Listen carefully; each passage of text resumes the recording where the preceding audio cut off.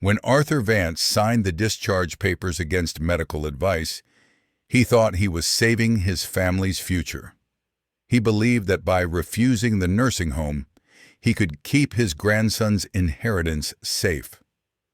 But as the pen lifted from the page, Arthur didn't realize that 5 years ago, he had made a choice that would turn his sacrifice into a tragedy that no amount of suffering could fix. Arthur stood on the porch of 428 Maple Street in Dayton, Ohio, on an October morning in 2018.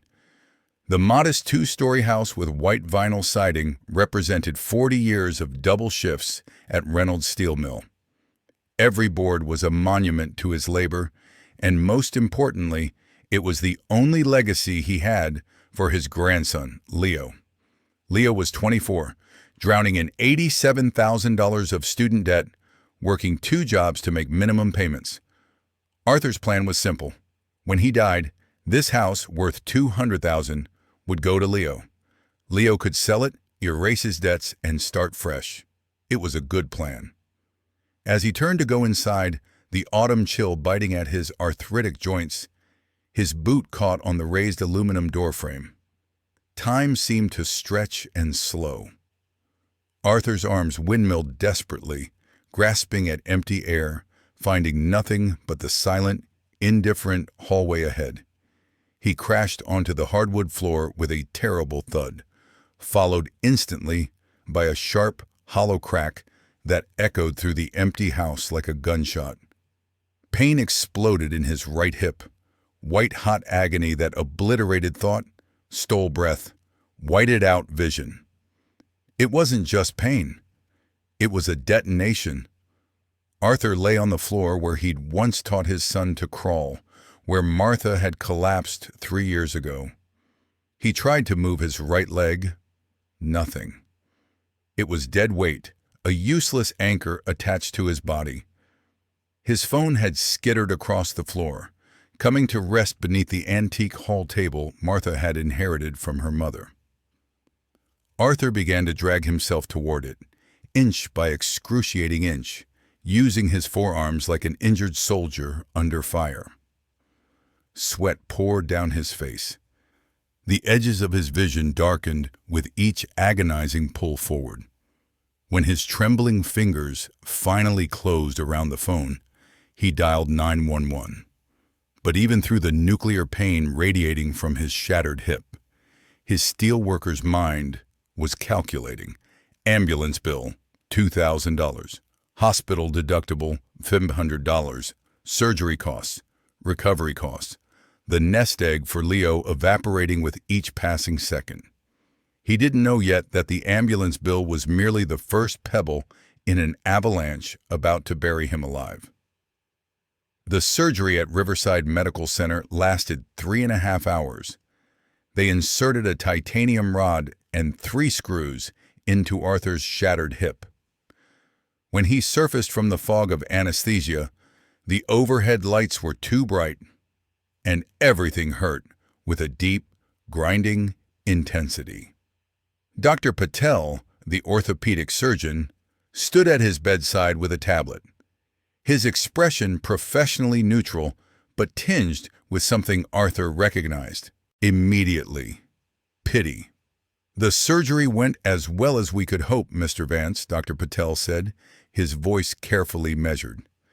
"But at 74, with your other health issues, the high blood pressure, the balance problem we noted in your chart, the 2 previous falls, recovery will be slow and complicated. You cannot safely return home alone. You need supervised care, at least 3 months in a skilled nursing facility, possibly longer." The words nursing home detonated in Arthur's chest like a grenade. "I have Medicare," Arthur managed through the desert-dry aftermath of anesthesia. "I paid into it for 46 years. 46 years of payroll deductions. That's what it's for, right?" Dr. Patel's sigh was the weary exhalation of a man who had delivered this speech too many times to count. Medicare covers acute medical care. It will pay for the first 20 days of rehabilitation at 100%. Days 21 through 100, you'll have a copay of about $200 per day. After day 100, he paused, letting the silence speak. Nothing. Zero. And Medicare never covers long-term custodial care. That means help with eating, bathing, dressing. If you need permanent nursing home care, that comes entirely out of your pocket. Arthur tried to sit up, and a lightning bolt of agony forced him back into the pillows. How much are we talking? In this area, $7,000 to $9,000 a month, sometimes more. The number hit Arthur like a second fall. He did the math instantly, with the automatic precision of a steelworker calculating load-bearing weight. He had $14,000 in savings. That was barely 2 months. And then they would come for the house, the only thing he had left to give Leo, the only legacy of 40 years of bone-crushing labor. The next morning, a woman with a clipboard and a practiced smile that never reached her eyes entered Arthur's room. She introduced herself as Karen Higgins, patient care coordinator. She pulled up a chair with the careful, deliberate movements of someone who delivered bad news for a living. "Mr. Vance, we need to discuss your discharge plan," she began, her voice professionally pleasant. "Dr. Patel's evaluation indicates you're not safe to live independently. We've identified an opening at Meadowbrook Skilled Nursing." "I can't afford that," Arthur said flatly, his voice still raspy from the breathing tube. "Most people can't," Karen replied, without missing a single beat, as if she'd heard this exact objection 10,000 times before. "That's why we have Medicaid. It's government assistance for health care when you have limited financial resources." Arthur's pride, the same stubborn pride that had kept him working double shifts even when his body screamed for rest, bristled instantly. "I'm not a charity case. I'm not poor. I own my home, for God's sake. It's worth $200,000. Karen's expression shifted subtly, almost imperceptibly. The practiced look of someone about to explain a trap you've already stepped into without realizing it. "That's exactly the issue, Mr. Vance. To qualify for Medicaid, to pay for nursing facility care, you cannot have countable assets exceeding $2,000. You have to spend down your wealth first. Use your own money to pay until you're essentially destitute. Once your savings and liquid assets are depleted to almost nothing, then Medicaid steps in." "What about the house?" Arthur's heart began hammering against his ribs, hard enough that the monitor beside his bed began beeping a warning. "The house is considered an exempt asset while you're alive and have the intention of returning home," Karen said, glancing at the alarming monitor. "But if you require permanent care and cannot return, or after you pass away, the state can and will file for estate recovery. They place a lien on the property to recoup every dollar they spent on your care. It's called Medicaid Estate Recovery, and it's mandatory under federal law." The beeping accelerated. Arthur felt the room begin to tilt and spin. "So if I go into that nursing home, my grandson gets nothing. The government just takes the house, takes everything I worked 40 years to build." "There are strategies," Karen said carefully, her professional mask solidifying. "You could transfer the house to your grandson now, today, but there's a 5-year look-back period. If you transferred assets within 5 years of applying for Medicaid, the government imposes a penalty period where they refuse to pay for your care. You'd be on your own." 5 years. Arthur's mind raced backward through time. His wife Martha had died 3 years ago, in this very hospital. During her last 6 months, When she'd needed round-the-clock care after the devastating stroke, Arthur had made what he thought was a smart decision. He'd applied for Medicaid to help cover her home care costs. The home health aides, the hospital bed, the oxygen, the medications. It had all been billed to Medicaid because Arthur's savings were evaporating faster than morning dew in August heat. He'd thought he was being clever, using the system he'd paid into for decades. He'd never transferred the house. He'd been too grief-stricken, too overwhelmed, too exhausted from caring for Martha to even think about legal strategies. And now, that 3-year-old decision, that choice to accept help when his wife was dying, was a noose tightening around his neck, strangling his grandson's future. But Arthur Vance hadn't spent 40 years in a steel mill, where a moment's hesitation could crush you under tons of molten metal, without learning how to endure.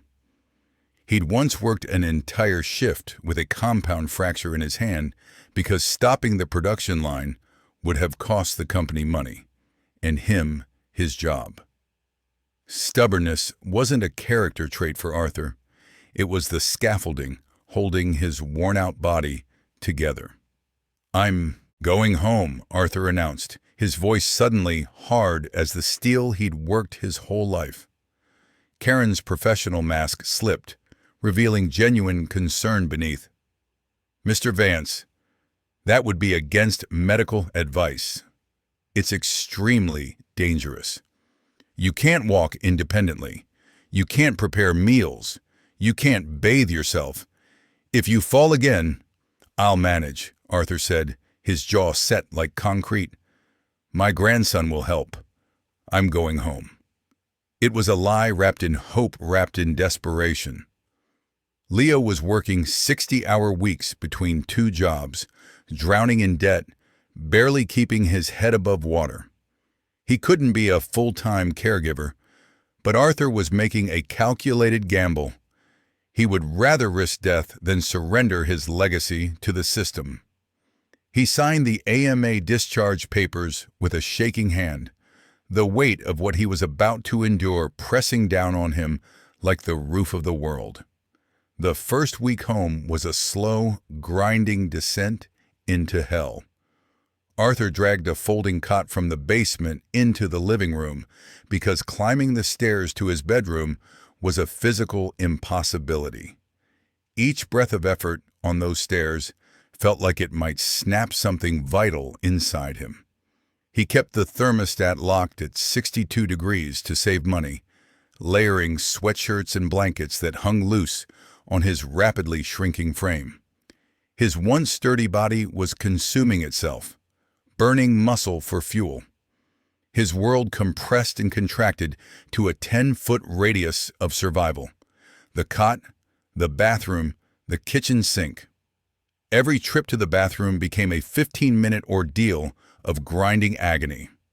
He'd pull himself upright using the aluminum walker, 300 pounds of stubbornness levering itself up on 2 trembling arms, and then shuffle across the room in tiny, agonizing increments, each movement sending lightning strikes of pain from hip to spine to brain.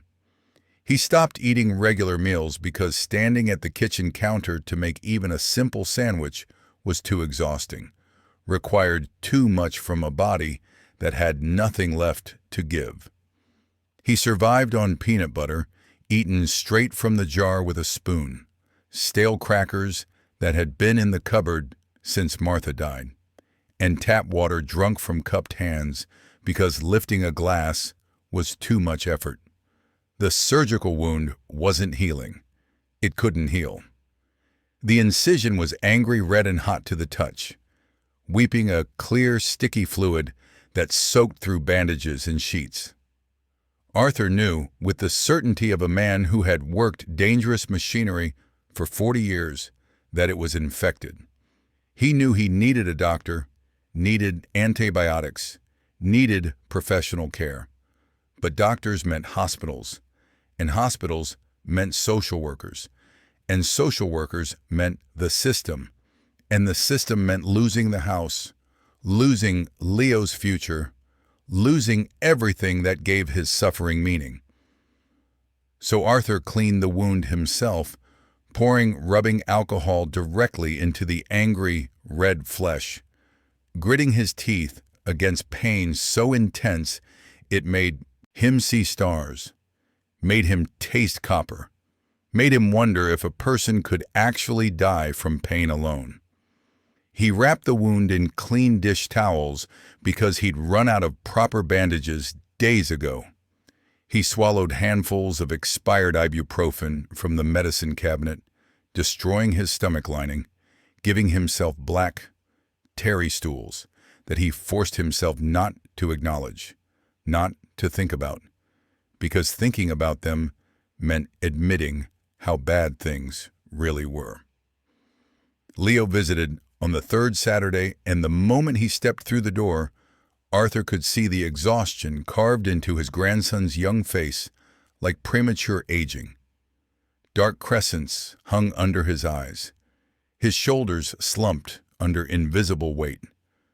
The weight of 2 jobs, mounting debt, and the crushing realization that the education he'd worked so hard for had become a financial prison. He stood in the doorway of the living room, taking in the scene with growing horror. The cot with its stained sheets, the empty peanut butter jars lined up like soldiers on the coffee table, the smell that permeated everything, a sour mixture of unwashed bedding, antiseptic, and something else, something medicinal and wrong that made Leo's stomach turn. "Grandpa," Leo said, and his voice cracked on the word. "You don't look good. Jesus, it's freezing in here. Are you eating anything besides peanut butter?" "I'm fine, kid," Arthur lied, forcing a smile that felt like it might crack his face clean in half. The smile of a man pretending not to be dying. "Just getting my strength back. Takes time at my age. How's work?" Leo sighed, a sound so heavy it seemed to come from somewhere deep in his chest, somewhere ancient and tired. He sat carefully on the edge of the cot, and Arthur noticed how thin the boy had gotten, how the stress had carved him down to essentials. Warehouse cut everyone's hours last week, corporate restructuring or some bullshit. I'm going to be short on next month's loan payment by maybe $300. I might have to defer it again, but that just piles on more interest, you know? It's like I'm running on a treadmill that keeps speeding up.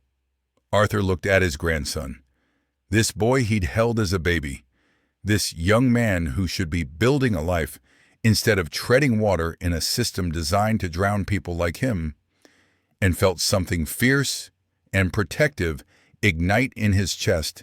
Despite the pain, despite the fever, he could feel building again. "Don't worry about money, Leo," Arthur said, and his voice came out stronger than he felt, fierce with absolute conviction. "When I'm gone, this house is yours. $200,000, free and clear, no mortgage, no liens, nothing but pure value. You sell it, you're free. All that debt, gone. That's your future sitting right here under this roof. That's what I'm leaving you. That's what matters." Leo's eyes filled with tears, and one escaped, tracking down his cheek. "I don't want your house, Grandpa. I want you. Here. I don't give a damn about the money." "You will when you're 40 and still buried in debt," Arthur shot back more harshly than he intended, his voice sharp with fear and frustration. "You will when you want to get married, buy a house, have kids, and you can't because you're still paying off a degree from 15 years ago. Trust me on this." But Leo didn't understand, couldn't possibly understand, the brutal economics of dying in America. He didn't understand that Arthur wasn't just guarding a house. He was standing watch between his grandson and a predatory system designed to extract every last penny from the elderly, before allowing them the dignity of death. November brought an early, vicious winter to Dayton. Temperatures plummeted, and Arthur couldn't afford to run the heat above survival level. He wrapped himself in every blanket in the house. Blankets that still smelled faintly of Martha's lavender sachets and still shivered through endless nights that seemed to last weeks. The infection in his hip metastasized and spread like a cancer. The skin was now purple and black in places, mottled like a bruise that covered half his lower body. The smell, a sweet, rotting odor like meat left too long in summer heat, made him gag violently when he changed the makeshift bandages. Fevers came in savage waves. They would leave him drenched in sweat, his sheets soaked through, and then retreat suddenly, leaving him shaking with violent chills that rattled his teeth and made his bones ache. His mind began to slip, synapses misfiring, reality and memory bleeding together. He would lose entire hours coming back to awareness in strange positions, unsure how he'd gotten there, unsure sometimes of when or where he was. He saw Martha often now. She would stand in the kitchen doorway, wearing the blue dress she'd worn to their son's college graduation, shaking her head with that sad, familiar disappointment. "You always were too proud for your own good, Arthur Vance," she would say, her voice as clear as if she were really there. "Just a little longer, Martha," he would whisper back to the ghost, to the fever dream, to whatever she was. "Just until the 5 years are up. 2 more years, and then I can transfer it safe. 2 more years, and Leo gets it all clean. That's the rule. That's what Karen said.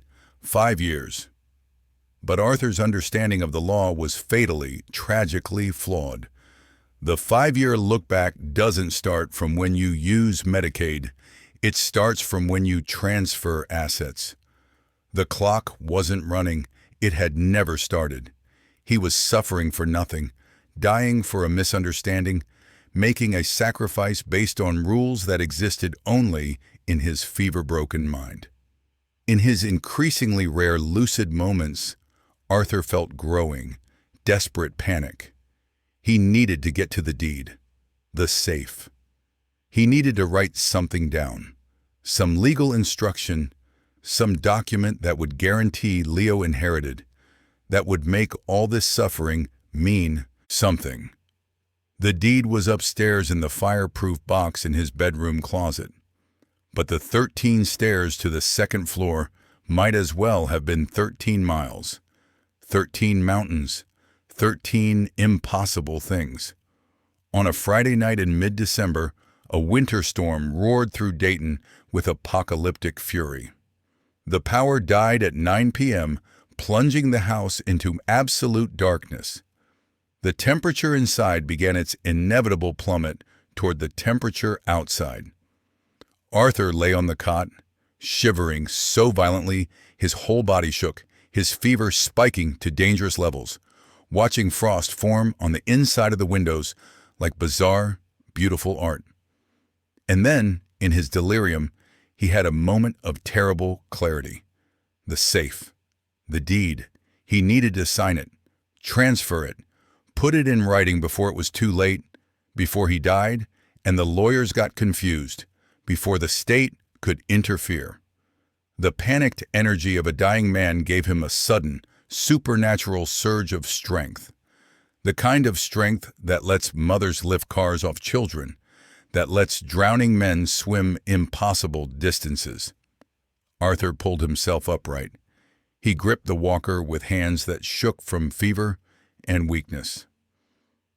In the darkness, lit only by the spectral glow of snow reflecting distant streetlights through frosted windows, he began to move toward the stairs. Each step was indescribable agony. The infected hip felt like someone was driving a white-hot railroad spike through the bone with a sledgehammer, over and over, with each tiny shuffle forward. He reached the base of the staircase and looked up. 13 steps. Just 13. A straight shot to salvation, to the deed, to making sure Leo got what Arthur had died protecting. He put his weight on the first step. The walker's rubber feet scraped against the wood. His right leg, that traitorous, useless leg, buckled completely. The world tilted, spun, went sideways. Arthur felt himself falling backward, and this time there was nothing to catch him, nothing to break his fall. Just gravity and hardwood and the inevitable mathematics of a body in motion. His head struck the sharp corner of the hallway side table, the same table where Martha had arranged flowers every Sunday for 30 years, with a sound like an egg cracking.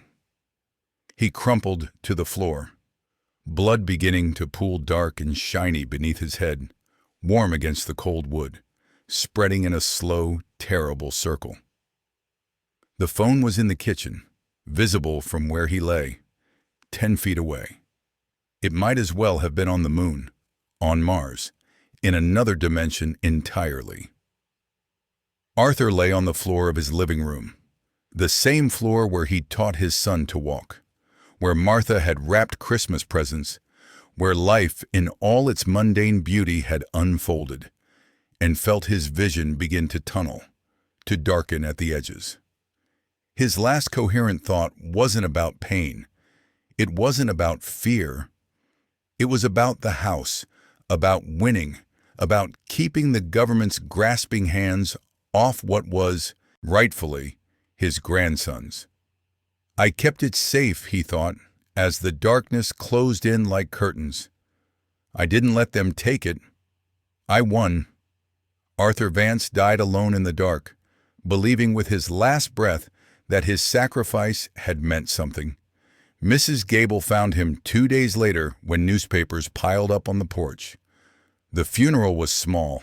Leo, some old mill workers, a few neighbors. Leo cried with the crushing guilt of someone who knew, deep in their soul, they should have checked more often, should have insisted harder, should have seen how catastrophically bad things had become. But through the suffocating grief, there flickered a fragile, desperate hope. Arthur had sacrificed everything, his comfort, his health, his dignity, his life, to leave Leo the house. It was the final gift, $200,000 that would erase the crushing debt and give him the fresh start Arthur had fought and died for. The will was clear. The house was paid off. The nightmare was finally over. Leo moved in that January, trying to heal in the space where Arthur had died. He painted walls, replaced carpets still stained with blood, threw away the makeshift bandages and expired medications. In March, the letter arrived, Ohio Department of Medicaid. Notice of intent to file estate recovery claim, Leo called with shaking hands. My grandfather refused nursing care. He died at home. He didn't use your services. Typing sounds, then bureaucratic indifference. Mr. Vance received Medicaid benefits 3 years ago for home health services during his spouse's terminal illness. Also ongoing prescription drug coverage. Total benefits paid, $47,350. We have placed a lien on the property. Leo's voice broke. He didn't know. He didn't know you'd take it anyway. He went to an elder law attorney. James Henderson reviewed everything, his expression growing more pained with each page. I'm sorry, Leo. The lien is legitimate. Even small amounts of assistance create recovery rights.